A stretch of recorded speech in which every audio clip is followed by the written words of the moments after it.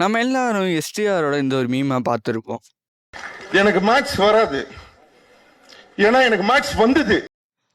எல்லாரும் இந்த ஒரு மீமை பார்த்துட்டு எஸ்டிஆரை கலாய்க்க ஆரம்பிச்சிட்டாங்க. ஆனால் அவர் என்ன சொல்ல வராங்கிறத நம்ம யாருமே முழுசாவே கேட்கல.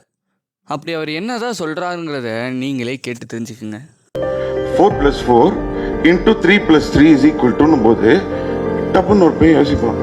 4+4 into ஃபர்ஸ்ட் 3 போட்டுணுமா இல்ல 3+3 பிளஸ் பண்ணிட்டு அதுக்கப்புறமா இன்டூ பண்ணணுமான்னு ஒருத்தர் யோசிச்சுட்டு பக்கத்து பையன்கிட்ட இது கரெக்டாடான்னு கேட்கும் போதுல அவன் என்ன பார்த்து காப்பிடிக்காத மிஸ்கிட்ட சொல்லிட்டு வேணுமா.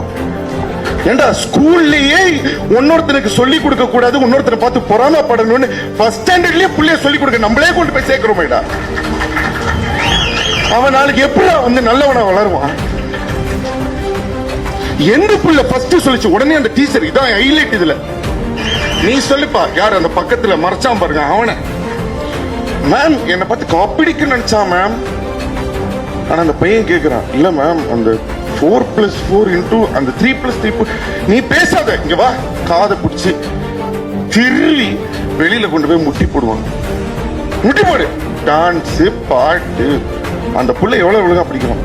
அதுக்கப்புறம் அந்த புள்ளைக்கு மேட்ச் வருமா? அப்படி காதை திருவப்பட்டு முட்டி போட்ட பையன் தான் இந்த சிலம்பரசன்.